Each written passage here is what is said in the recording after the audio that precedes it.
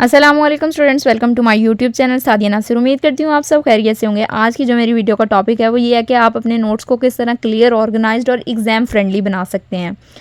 Basically मैं आप लोगों को स्टार्टिंग से गाइड करना चाहती हूँ कि अगर तो आप लोग यूनिवर्सिटी लेवल, कॉलेज लेवल या स्कूल लेवल में भी हैं तो अभी से नोट्स अपने इफ़ेक्टिव कैसे बनाएं, किस तरह आप नोट्स ऐसे बनाएं कि आप लोग इजीली अपना लेसन, ठीक है, जो भी मिला हो उसको मुश्किल से नहीं, यानी कि इजी वे में अच्छे से समझ सकें।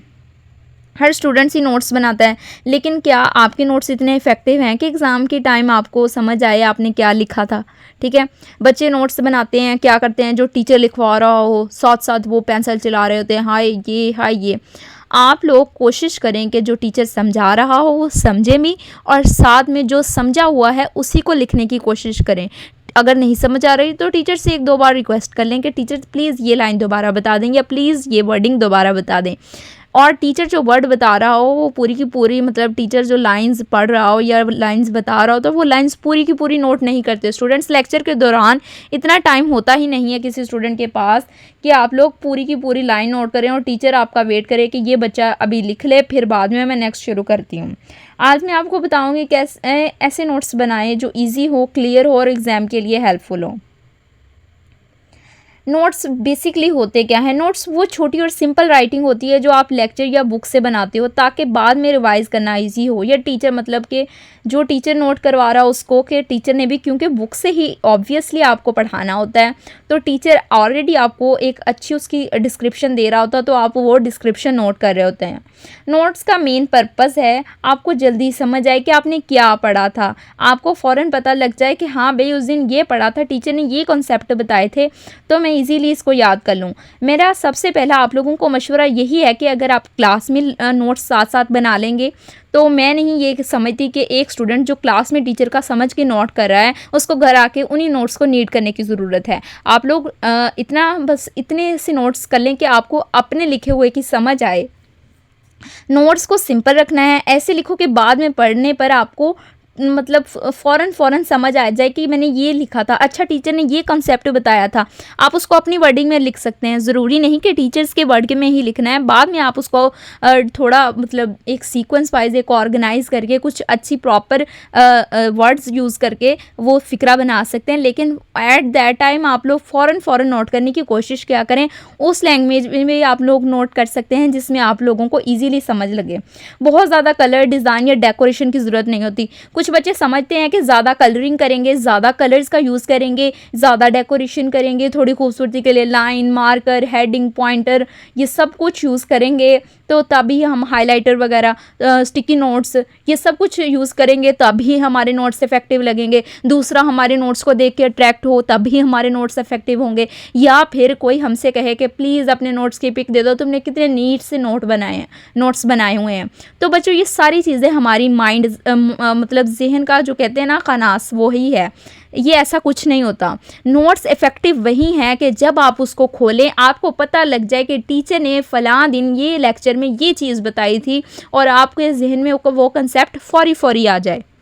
फॉर एग्जाम्पल कोई भी टॉपिक है, जैसे है फोटोसिंथेसिस, टीचर पढ़ा रहा है फोटोसिंथेसिस के बारे में, आप लोगों को पूरी फोटोसिंथेसिस की डेफिनेशन लिखने की ज़रूरत नहीं है।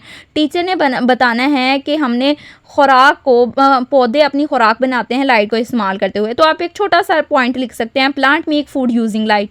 ठीक है, टीचर के साथ साथ नोट्स बनाएं। जब लेक्चर चल रहा हो उसी वक्त शॉर्ट पॉइंट लिखते जाओ। अगर टीचर को लेंथी लाइन लिखवा रहा है उसमें से जो की वर्ड्स होते हैं, ठीक है, जो इंपॉर्टेंट वर्ड्स होते हैं जिसकी वजह से आप लोगों को लगता है कि आप लोगों को वो टीचर की लाइन, वो टीचर का कॉन्सेप्ट, वो टीचर की स्टोरी याद रह सकती है, वो आप स्टोरी को अपनी वर्डिंग में फ़ौरन लिख दें। टीचर जिस पॉइंट पर ज़्यादा जोर देते हैं वही मेन पॉइंट्स होते हैं, उनको भी फौरी लिख लिया करें। सिर्फ मेन पॉइंट्स और कीवर्ड्स लिखा करो, पूरा सेंटेंस लिखने की ज़रूरत नहीं है।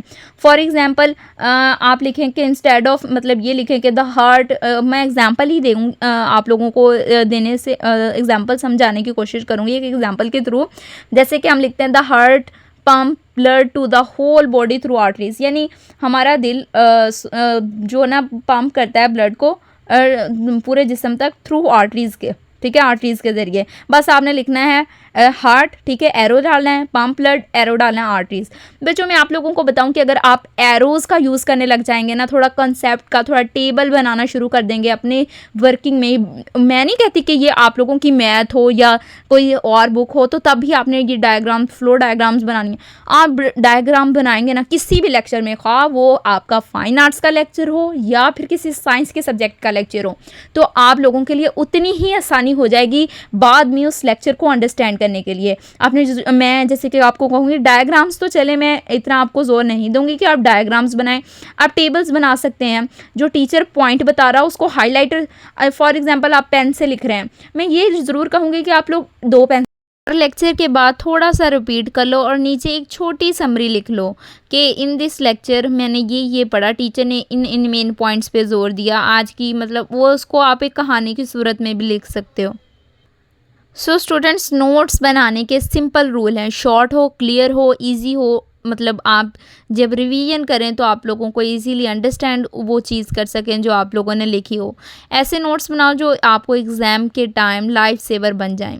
कमेंट में बताओ आप लेक्चर के साथ साथ लिखते हो या बाद में। मैं आप लोगों को हमेशा यही प्रेफर करूँगी कि आप लोग अगर तो कामयाब होना चाहते हैं, अच्छे मार्क्स, अच्छी CGPA, अच्छे ग्रेड्स लेना चाहते हैं, तो टीचर के साथ साथ आप जब टीचर लिखवा रहा हो तो साथ साथ पेन कॉपी पकड़ के नोट करने की आदत ज़रूर डालें।